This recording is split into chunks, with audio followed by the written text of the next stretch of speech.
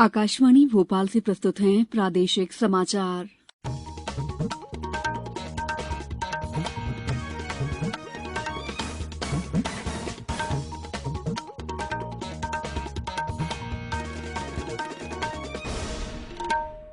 नमस्कार, समाचारों के साथ मैं दीपा सिंह। सबसे पहले मुख्य समाचार। पंचायतों के प्रथम चरण का मतदान कल होगा, सभी तैयारियां पूरी। राज्य निर्वाचन आयुक्त ने कहा, मतदाता निर्भीक होकर करें मतदान। राष्ट्रीय जनतांत्रिक गठबंधन एनडीए के राष्ट्रपति पद की उम्मीदवार द्रौपदी मुर्मू ने आज नामांकन दाखिल किया। औद्योगिक अकादमिक सरकारी तालमेल से हासिल हो सकेगा राष्ट्रीय हाइड्रोजन मिशन का लक्ष्य। और प्रधानमंत्री नरेंद्र मोदी आगामी रविवार को आकाशवाणी पर मन की बात कार्यक्रम में देशवासियों से अपने विचार साझा करेंगे। अब समाचार विस्तार से। राज्य निर्वाचन आयुक्त बसंत प्रताप सिंह ने कहा है कि त्रिस्तरीय पंचायत निर्वाचन के प्रथम चरण की सभी तैयारियां पूरी कर ली गई हैं। श्री सिंह ने मतदाताओं से अपील की है कि वे निर्भीक होकर अपने मताधिकार का उपयोग करें। कल शनिवार 25 जून को सुबह 7 बजे से दोपहर 3 बजे तक मतदान होगा। मतदान के तुरंत बाद मतदान केंद्र में ही मतगणना होगी। राज्य निर्वाचन आयुक्त श्री सिंह ने कहा है कि सभी मतदान केंद्रों पर सुरक्षा की पुख्ता व्यवस्था की गई है। उन्होंने कहा है कि निर्वाचन कार्य में बाधा डालने वाले व्यक्तियों के विरुद्ध सख्त वैधानिक कार्रवाई की जाएगी। प्रथम चरण के मतदान के लिए 52,000 से अधिक पुलिस बल की ड्यूटी लगाई गई है। प्रथम चरण में 52 जिलों के 115 विकासखंड की 8,702 ग्राम पंचायतों के 26,902 मतदान केंद्रों में मतदान होगा। इनमें से 22,915 सामान्य और 3,989 संवेदनशील मतदान केंद्र हैं। मतदान के दिन निर्वाचन क्षेत्रों में स्थानीय अवकाश रहेगा। श्री सिंह ने कहा है कि मतदाता मतदान करते जाते समय अपना पहचान पत्र जरूर ले जाएं। राज्य निर्वाचन आयुक्त बसंत प्रताप सिंह ने कहा है कि राज्य निर्वाचन आयोग द्वारा त्रिस्तरीय पंचायत निर्वाचन के लिए मतदाताओं की पहचान स्थापित करने के लिए दस्तावेजों की सूची जारी कर दी गई है। उन्होंने कहा कि मतदाता पहचान पत्र लेकर मतदान करने जाएं, जिससे मतदान केंद्र में कोई कठिनाई नहीं हो। उन्होंने कहा कि आयोग द्वारा जारी की गई सूची में दर्शाए गए अभिलेखों के अतिरिक्त पीठासीन अधिकारी ऐसा कोई अन्य अभिलेख भी स्वीकार कर सकेगा, जिससे वो मतदाता के पहचान के संबंध में संतुष्ट हो सके। यदि कोई मतदाता कोई भी दस्तावेज प्रस्तुत करने में असफल रहता है तो पीठासीन अधिकारी, स्थानीय कोटवार, पटवारी, शिक्षक, आंगनवाड़ी कार्यकर्ता, आंगनवाड़ी सहायिका इत्यादि कर्मियों या किसी प्रतिष्ठित स्थानीय निवासी से उसकी पहचान स्थापित कराने के बाद उसे मतदान की सुविधा दे सकेगा। पंचायत एवं नगरीय निकाय आम निर्वाचन 2022 में प्रदेश में कानून व्यवस्था के मद्देनजर पुलिस द्वारा लगातार कार्रवाई की जा रही है। अभी तक प्रदेश में 1062 गैर लाइसेंसी हथियार जब्त किए जा चुके हैं। जानकारी के अनुसार प्रदेश में 2,56,000 लाइसेंसी हथियार जमा कराए गए हैं। वहीं 1,36,521 व्यक्तियों के विरुद्ध कार्रवाई की गई है। अभी तक 15,907 गैर जमानती वारंट की तामील भी की गई है। राष्ट्रीय जनतांत्रिक गठबंधन एनडीए के राष्ट्रपति पद की उम्मीदवार द्रौपदी मुर्मू ने आज संसद भवन परिसर में नामांकन दाखिल किया। उन्होंने प्रधानमंत्री नरेंद्र मोदी, केंद्रीय मंत्री राजनाथ सिंह, अमित शाह, नितिन गडकरी, भाजपा अध्यक्ष जेपी नड्डा और भाजपा तथा एनडीए शासित राज्यों के मुख्यमंत्रियों और एनडीए सहयोगियों के नेताओं की उपस्थिति में पर्चा भरा। श्रीमती मुर्मू ने नामांकन पत्र के 4 सेट दाखिल किए। नामांकन पत्र के पहले सेट पर प्रस्तावक के रूप में हस्ताक्षर करने वालों में प्रधानमंत्री नरेंद्र मोदी और गृह मंत्री अमित शाह शामिल हैं, जबकि अन्य सेटों पर हस्ताक्षर करने वालों में केंद्रीय मंत्री राजनाथ सिंह और भाजपा अध्यक्ष जेपी नड्डा शामिल हैं। समाचारों में वक्त है ब्रेक का। ये समाचार आप आकाशवाणी भोपाल से सुन रहे हैं। हमारे समाचारों को अब आप कभी भी और कहीं भी अपनी सुविधा के अनुसार सुन सकते हैं। ये समाचार बुलेटिन YouTube, ट्विटर और फेसबुक पर AIR न्यूज भोपाल पेज पर सुने जा सकते हैं। इसके अलावा आप हमारी वेबसाइट newsonair.nic.in पर या फिर AIR न्यूज ऐप पर भी समाचार सुन सकते हैं।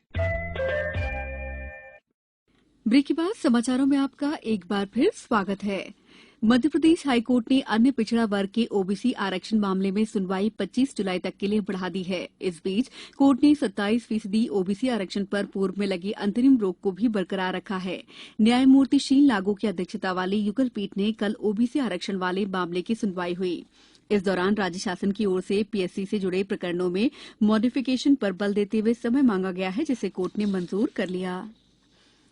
रसायन और उर्वरक मंत्री मनसुख मांडविया ने अनुसंधान और उत्पादन क्षेत्र में आगे बढ़ने के लिए और हरित हाइड्रोजन के विकास तथा निर्माण में नवाचार की आवश्यकता पर बल दिया है।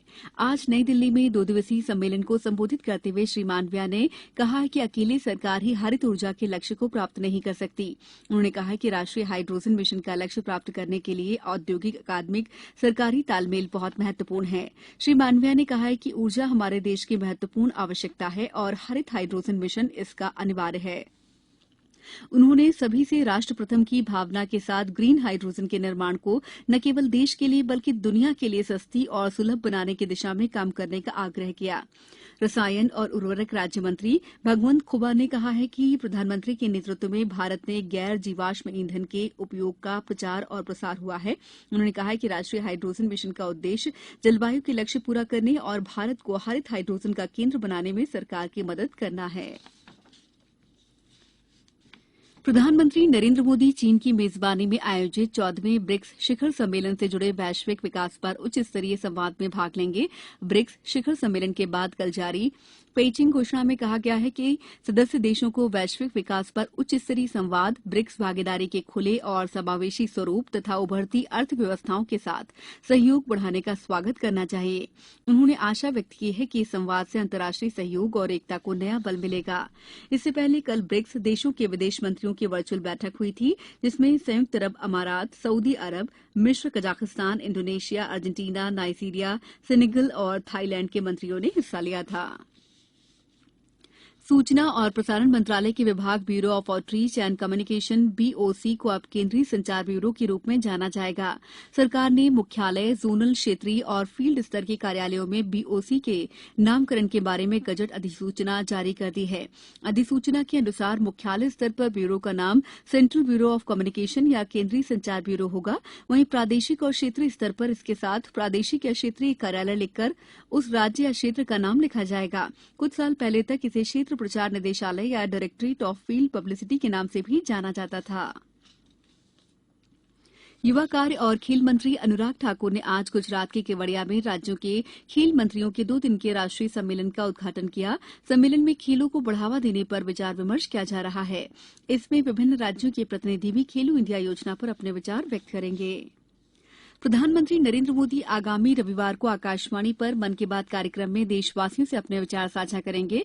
ये मासिक रेडियो कार्यक्रम की 90वीं कड़ी होगी। इस कार्यक्रम का प्रसारण आकाशवाणी और दूरदर्शन के सभी चैनल, वेबसाइट और news on AIR mobile app पर किया जाएगा।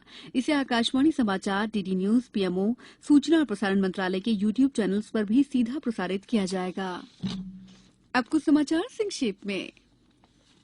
बालाघाट जिले में कारखानों और उद्योगों में कार्यरत श्रमिकों को मतदान की सुविधा के लिए मतदान के दिन साप्ताहिक अवकाश रखने को कहा गया है। अतिरिक्त पुलिस अधीक्षक नीरज सोनी ने बताया कि बैतूल में पंचायत चुनाव कराने के लिए 1500 पुलिसकर्मियों सहित लगभग 5 सैकड़ा फॉरेस्ट और डब्ल्यूसीएल के सुरक्षाकर्मियों की तैनाती की जा रही है। खंडवा में निर्वाचन आयोग द्वारा जनपद पंचायत बिलड़ी में नवीन मतदान केंद्रों की स्थापना की अनुमति दी गई है। मातृभूमि की रक्षा के लिए आक्रांताओं का सामना करते हुए अपने प्राणों का बलिदान करने वाले गौंडपाना गढ़ा मंडला की महारानी वीरांगना रानी दुर्गावती का आज 459वां बलिदान दिवस है। इस बुलेटिन में इतना ही। दीजिए इजाजत। नमस्कार।